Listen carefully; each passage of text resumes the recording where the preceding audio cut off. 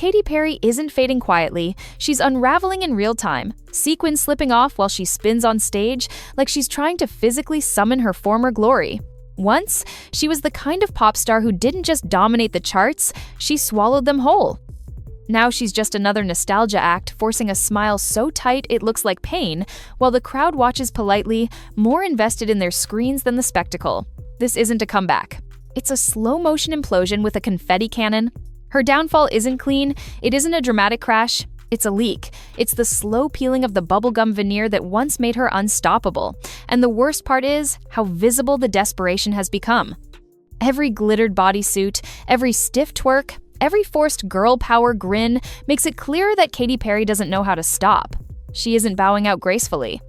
She's clinging to an empire that's been quietly dismantled around her, piece by piece, while she's still on stage trying to prove it exists. Katy Perry wasn't built to fade, she was built to conquer. Born Katherine Hudson, the daughter of traveling Pentecostal pastors, she grew up in church vans and gospel choirs, where pop music was treated like temptation dressed in rhinestones. She released a gospel album at 16 under her real name. It went nowhere, so she shed her hymns, changed her name, and changed her soul. She once even said she sold her soul to the devil when nothing else worked.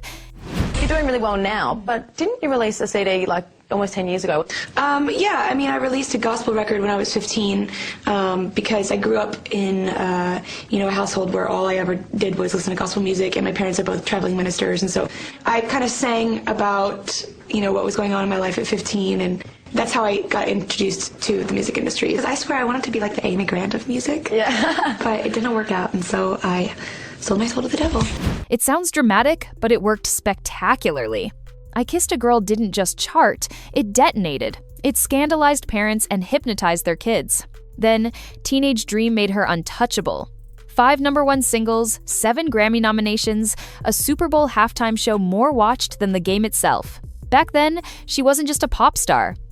She was a cultural weather system. Her sound was everywhere. Her face was everything. Her name meant money. Billboard named her Woman of the Year. She became the living embodiment of early 2010s girl boss feminism, back when being a feminist icon just meant being hot, rich, and unbothered. And for a while, everyone believed in her. That was the magic of Katy Perry. People didn't just like her, they believed she would never fall.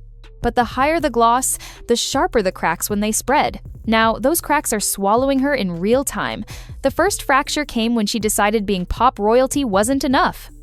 She wanted to be profound, chained to the rhythm, tried to warn fans about political complacency, delivered by the same woman who once shot whipped cream from her bra. The tonal whiplash was brutal. Audiences didn't know whether to dance or roll their eyes. The beauty of Katy Perry's music had always been its ability to distract people from their lives. Suddenly, she was demanding they think about the economic state of the world. No one wanted that from her. Then came the Taylor Swift feud. Katy swung with Swish Swish, Taylor answered with Reputation, and walked off with the whole internet. Katy didn't just lose the feud, she lost her cultural gravity. After that came Witness, and with it, the buzz cut era. Her I'm deep now phase. But the music wasn't deep. It wasn't even catchy. Without Dr. Luke, the problematic producer behind almost all her biggest hits, her songs landed like wet cardboard. Fans who once called her bold started calling her lost. And her carefully crafted persona began collapsing under its own weight. People noticed the cultural appropriation, the geisha-themed AMAs, the cornrows and watermelon visuals. They noticed how her sudden charity interviews appeared only when bad press did. Even her girl power speeches started feeling like they were written by a marketing intern. And then came the consent controversies. The Idol contestant she ambushed with a kiss. The resurfaced clip of her groping Justin Bieber on stage at 18, the awkward mom-shaming of a young contestant, individually, they might have passed. But together, they made people see her not as quirky, but power-drunk. The candy coating was melting, and underneath, the machinery showed, and no one roots for the machine. Now the implosion is fully public. Pop has moved on without her. Olivia Rodrigo is baring her teeth. Dua Lipa is resurrecting disco. Sabrina Carpenter is turning sarcasm into stadium tours. Meanwhile, Katy is stuck selling a version of empowerment that expired years ago. Woman's World was supposed to be her big feminist anthem. Instead, it crash-landed like a brand pitch from 2012. Critics called it garbage, tepid, and like AI trained on Pinterest quotes. Kesha even tossed her a public L. Her new album, 143, didn't just underperform, it practically didn't exist. No discourse, no charts, no spark, just silence. And then came the space trip, the one that officially made people stop rooting for her.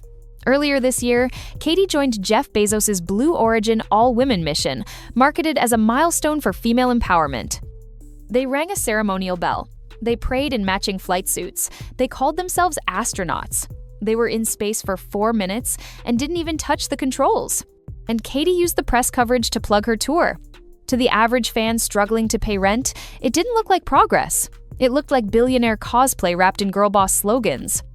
Even comedians mocked it, calling it Carnival Cruise in Space and a PR stunt during a housing crisis. On social media, people weren't awed, they were furious. Because while the world burns, Katy Perry is floating around the stratosphere in full makeup, selling tickets. It stopped feeling like ambition. It started feeling like delusion. It also doesn't help that her personal life is collapsing just as loudly as her career. Her long-running engagement to Orlando Bloom quietly imploded this year, and it's been the worst-kept secret in Hollywood. He was supposed to be the stable anchor behind her chaos, the fairy tale that made the sequins seem less hollow. Instead, insiders say that they had been living separate lives for months, and now it's official.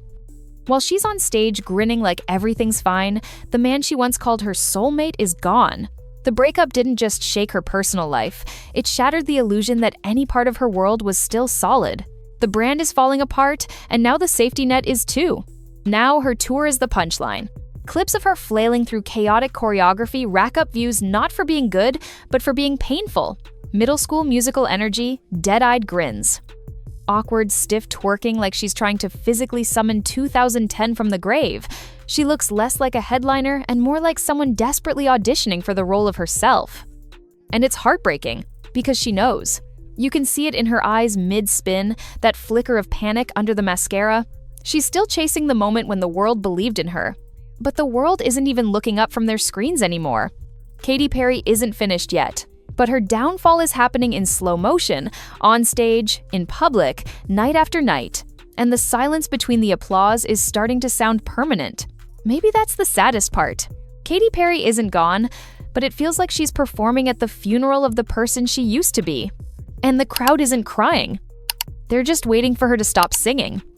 If you've made it this far, tell me in the comments. Do you think she can still come back, or are we just watching the glitter peel off in real time?